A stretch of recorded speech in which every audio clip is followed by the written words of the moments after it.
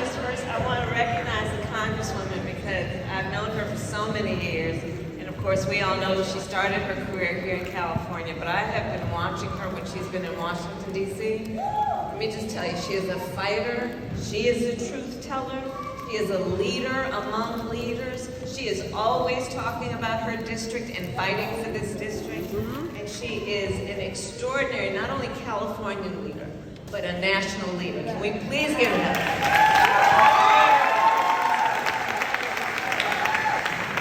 So I also just want to thank Angela Rye. Where are you, Angela?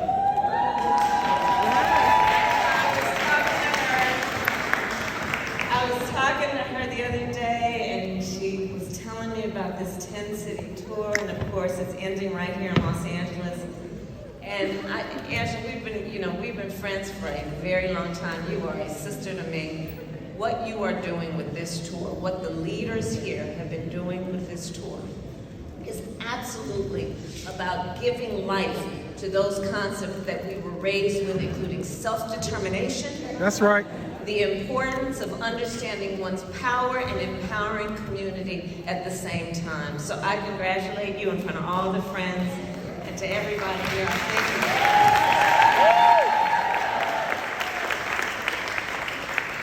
But listen, I said it, I've been cooking a lot, I've been spending time reading, I've been doing a few other things.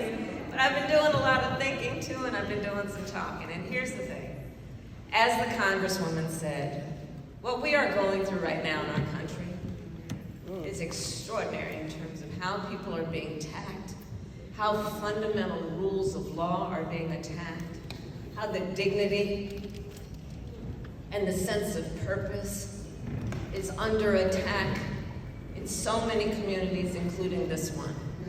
What we are witnessing from this administration is an administration that is pursuing a narrow, self-serving vision of America. But we also have a vision for America. I do. And that is the vision that brings us together today and throughout the work that the leaders in this room have been doing. A vision of America that understands the power of the people, that understands the power of the people to dictate their own future and not be told what they must accept. A vision of the future which understands we wait to be given nothing, we take what we need. We do it by understanding how we organize, how we reach out, how we build community, how we build coalition. It's how we are stronger as a nation. And that is the spirit behind the work of this tour. It's the work of the leaders here to understand we're not going to wait for somebody to come up with the plan. We'll make the plan. We'll write the plan. We'll live the plan. We'll act the plan. We'll implement the plan.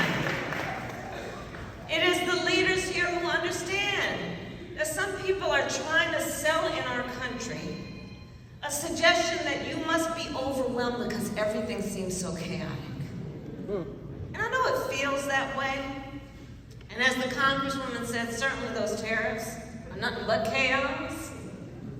But let's not confuse what might, on one hand, feel like chaos with what, in fact, most of this stuff is, which is not chaos. It is a high-velocity event. It is something that is moving rapidly, which is a swift implementation of a plan that has been decades in the making. Understand that. Understand that we can see where this started, how this started, and right now we are simply and profoundly witnessing not the whim of somebody who came up with this stuff overnight. Read Project 2025.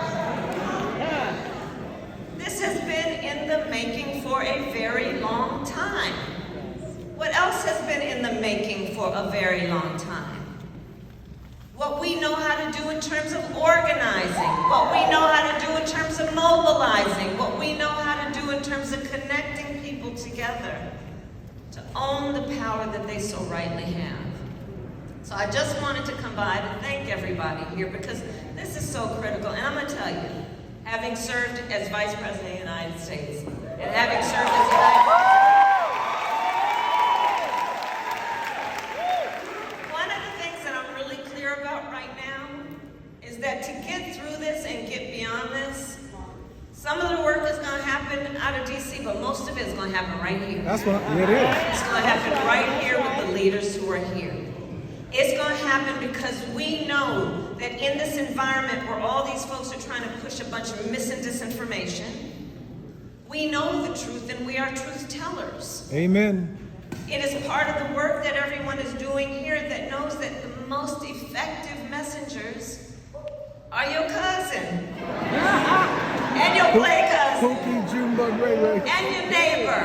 And your co-worker. That's part of the methodology right here.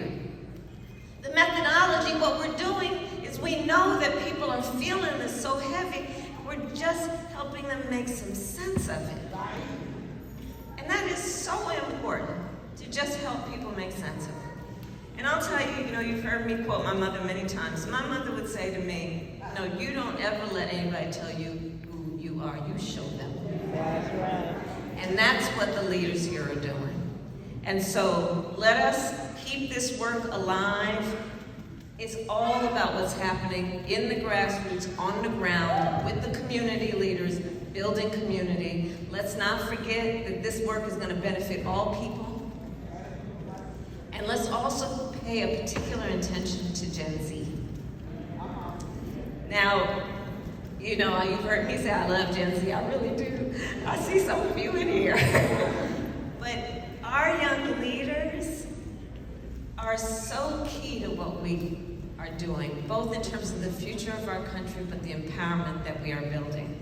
And what they are teaching us includes that we're going to take the best from the traditions of the movement, and we're going to upgrade it. We're going to know that reaching out to people is about in community, it's also online. They are teaching us that we are listening. When they tell us about the fact that information is being shared in these places where we didn't even know that thing existed and we didn't know what to call it, but they're saying it's not MSNBC or CNN. It's not the Wall Street Journal or the New York Times or even the LA Times. Sorry, I know you all are here.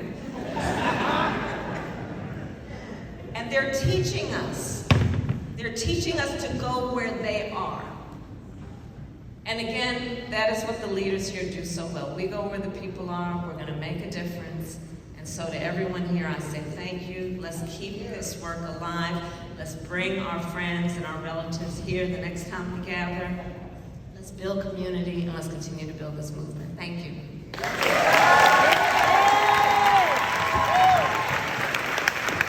Now that was the former Vice President of the United States. As Prime Minister and Governor of the American Slave Nation and Senior Vice President, we have to fix the crack in the foundation. Until we do that, nothing will ever be made whole. We're still dealing with the after effect of American slavery, and we are going to fix it. I promise you. This is your captain speaking. We're going to get it done on our watch. It's our turn and it's our time. It's about the American slave movement.